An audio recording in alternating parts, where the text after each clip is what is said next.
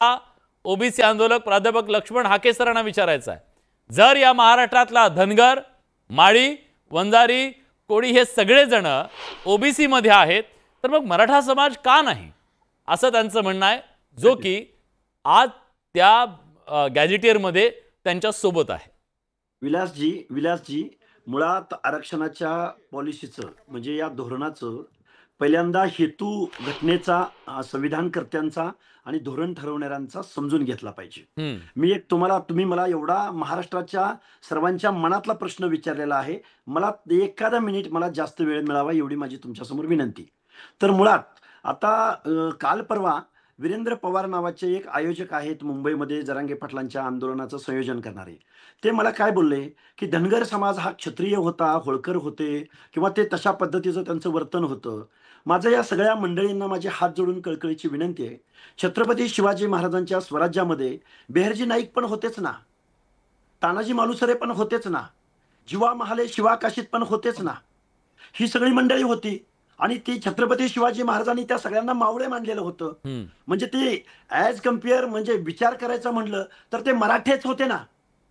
पण जेव्हा हे धोरण ठरत होतं किंवा अगोदरचा इतिहास किंवा अलीकडचा समाज भान ज्यावेळी आपण लक्षात घेतो, लिटरेचर लक्षात घेतो, त्यावेळी मराठा समाजाच्या नावापुढं काय लागलं, हिंदू मराठा.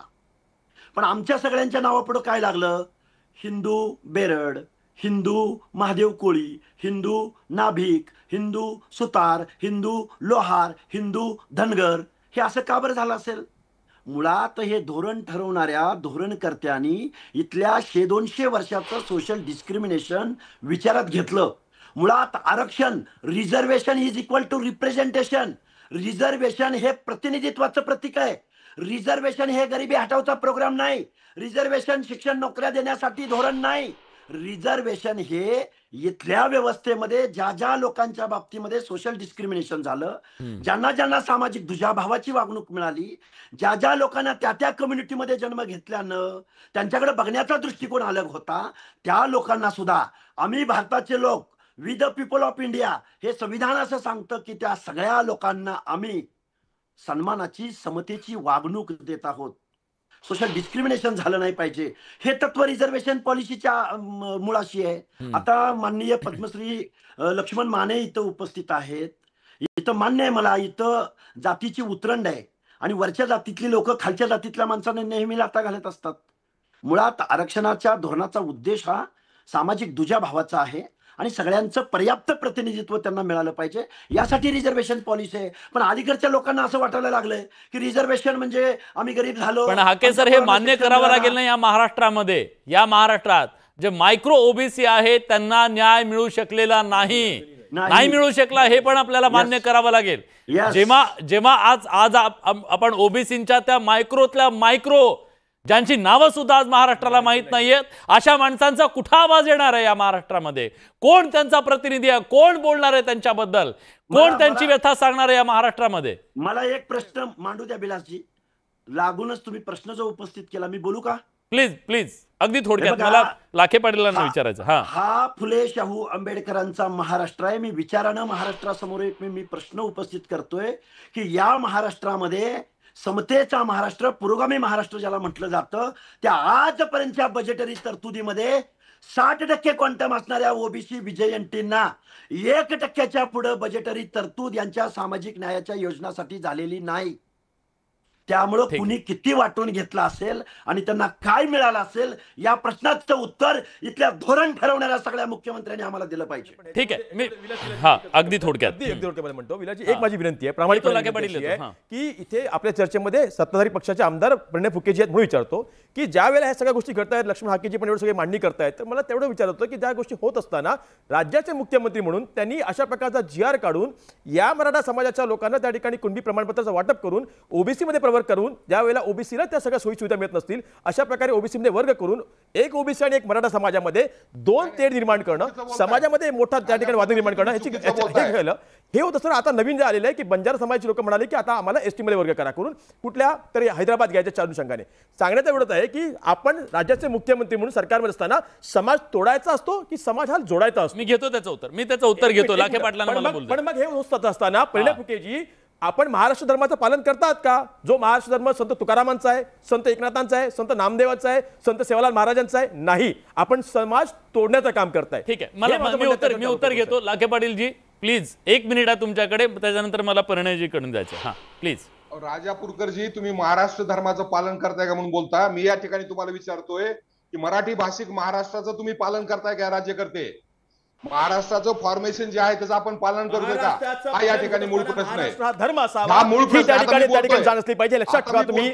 संजय लाखेजी, त्यांचं म्हणणं पूर्ण होतं. त्यांचं म्हणणं आता वेळ कमी आपल्याकडे. हा, आमदार परिणय फुकेजी या ठिकाणी प्रतिनिधित्व करतात विदर्भाचं. हा, 1 मे 1960 ला ज्यावेळेस महाराष्ट्र मराठी भाषिक म्हणून एकत्र आलं त्यावेळेस विदर्भ नागपूर कराराने त्यामध्ये आला. आम्ही विनाट महाराष्ट्रामध्ये आलो.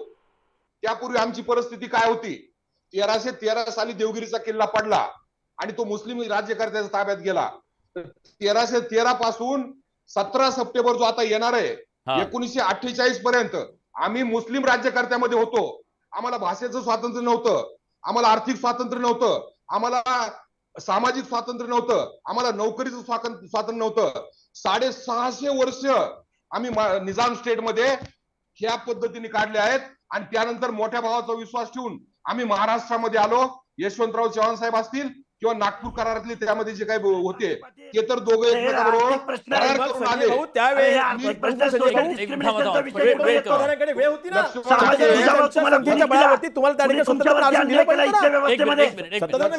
लक्ष्मण हाके, तुम्ही मला बोलू देणार आहेत का? काय तुम्ही मागताय? आरक्षण काय या धोरणासाठी आहे का? आरक्षण या प्रतिनिधित्वासाठी आरक्षण आहे. ठीक आहे, माझा वेळ संपला.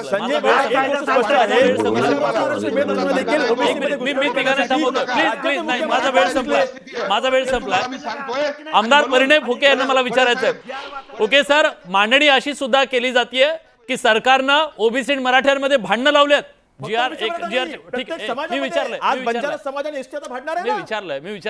मी विचारलं त्यांना. हा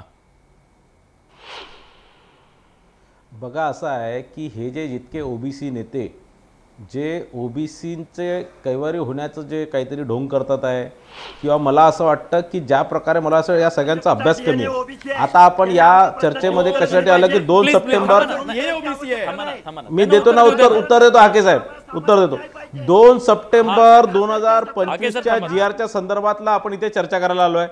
आता ते मराठी भाषिक काय 1 मे 1960 ला काय झालं आणि मराठ्यांची काय, तर मी तुम्हाला सांगतो की ज्या प्रकारे लक्ष्मण हाके सरांनी ज्या प्रकारे सांगितलं की ज्या प्रकारे यांनी सांगितलं की बाबा हे जे आरक्षण जे दिलं गेलं हे कुणाला नोकरी लावण्याकरता किंवा कुणाला गरिबीतनं श्रीमंतीकडे आणण्याकरता याच्याकरता नाही, हे रिझर्वेशन हे रिप्रेझेंटेशनसाठी आहे. कुणालाही मोठं करण्याकरता किंवा छोटा करण्या सोशल डिस्क्रिमिनेशन जे झालं होतं त्याला कुठेतरी सगळ्यांना समान न्याय मिळाला पाहिजे, समता बंधुत्व वाढली पाहिजे आणि सगळे समान झाले पाहिजे, म्हणून हे सगळं आरक्षण सगळ्या जातींना मिळालेलं आहे. यामध्ये अनेक अभ्यासक संविधान सभेमध्ये अभ्यास झाला, अनेक त्यानंतर मंडळ आयोग झाले, अनेक विषय झाले, मंडळ आयोग आला. त्यानंतर ओबीसी मध्ये कोणत्या कोणत्या जातींचा समाविष्ट करण्यात येणार आहे त्या सगळ्या आयोगांनी इतक्या अनेक वर्षाचा अभ्यासाने आणि अनेक वर्षाचा जे प्रत्येक समाजाचा प्रत्येक जातीचा संपूर्ण महाराष्ट्रातल्या प्रत्येक गावाखेड्याचा अभ्यास करून कुठेतरी या सगळ्या 374 जातींना याच्यामध्ये समाविष्ट केलेला आहे. आता तुमच्या नेत्यांनी भाजपची सरकार होती ज्यावेळेस मंडल आयोग लागू केला त्यावेळेस भाजप समर्थित सरकार होती. कुठे कमंडल फुमंडल आणून राहिले. मी तुम्हाला सांगतो ज्यावेळेस मंडल 1947 पासून 2014 पर्यंत तुमची सगळी सरकार होती, महाविकास आघाडीचे सगळे लोक होते, कुणावर काय न्याय केला? आज मला सांगा, राजकीय आरोप प्रत्यारोप होत राहते. पण एक गोष्ट आहे परिणयजी, एक गोष्ट आहे, आज राज्यातल्या ओबीसींच्या मनात अस्वस्थता आहे आणि दुसऱ्या बाजूला मराठा समाजाच्या मनात भीती आहे. 2